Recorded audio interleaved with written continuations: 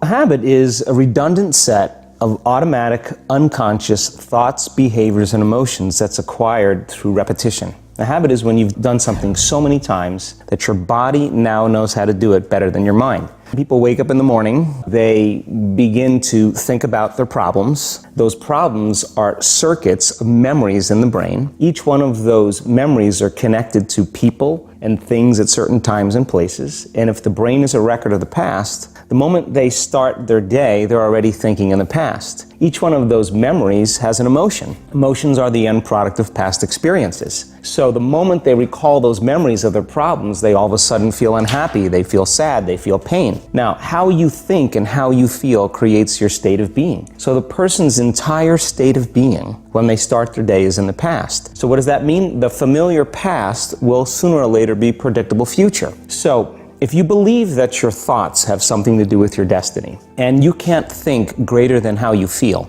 or feelings have become the means of thinking, by very definition of emotions, you're thinking in the past. And for the most part, you're going to keep creating the same life. So then people grab their cell phone, they check their WhatsApp, they check their text, they check their emails, they check Facebook, they take a picture of their feet, they post it on Facebook, they tweet something, they do Instagram, they check the news, and now they feel really connected to everything that's known in their life. And then they go through a series of routine behaviors. They get out of bed on the same side, they go to the toilet, they get a cup of coffee, they take a shower, they get dressed, they drive to work the same way, they do the same things, they see the same people, they push the same emotional buttons, and that becomes the routine, and it becomes like a program. So now they've lost their free will to a program, and there's no unseen hand doing it to them. So when it comes time to change, redundancy of that cycle becomes a subconscious program. So now 95% of who we are by the time we're 35 years old is a memorized set of behaviors, emotional reactions, unconscious habits, hardwired attitudes, beliefs, and perceptions that function like a computer program. So then a person can say with their 5% of their conscious mind, I want to be healthy, I want to be happy, I want to be free. But the body's on a whole different program. So then how do you begin to make those changes? Well, you have to get beyond the analytical mind, because what separates the conscious mind from the subconscious mind is the analytical mind. And that's where meditation comes in, because you can teach people through practice how to change their brainwaves, slow them down. And when they do that properly, they do enter the operating system where they can begin to make some really important changes. If you're not being defined by a vision of the future,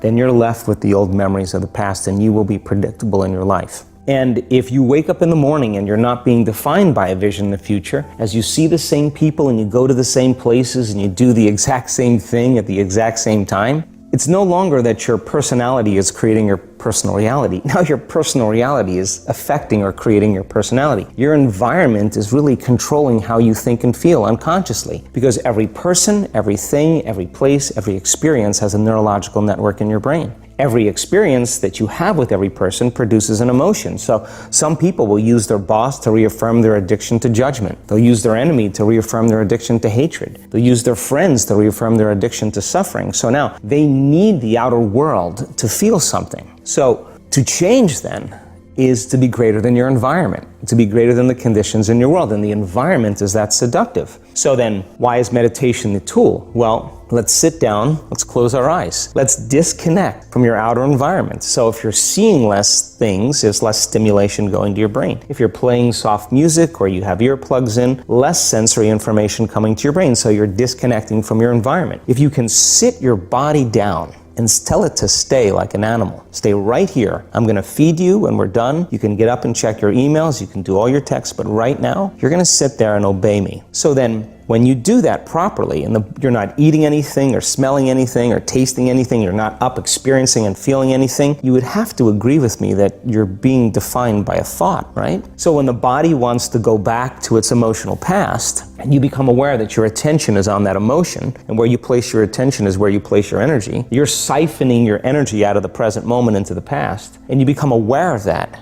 And you settle your body back down in the present moment, because it's saying, well, it's 8 o'clock. You normally get upset because you're in traffic around this time. And here you are sitting, and we're used to feeling anger, and you're off schedule. Oh, it's 11 o'clock, and you usually check your emails and judge everybody. Well, your body's looking for that predictable chemical state. Every time you become aware that you're doing that, and your body is craving those emotions, and you settle it back down into the present moment, you're telling the body, It's no longer the mind, that you're the mind. And now your will is getting greater than the program. And if you keep doing this over and over again, over and over again, over and over again, just like training a stallion or a dog, it's just going to say, I'm going to sit. And the moment that happens, when the body's no longer the mind, when it finally surrenders, there's a liberation of energy. We go from particle to wave, from matter to energy, and we free ourselves from the chains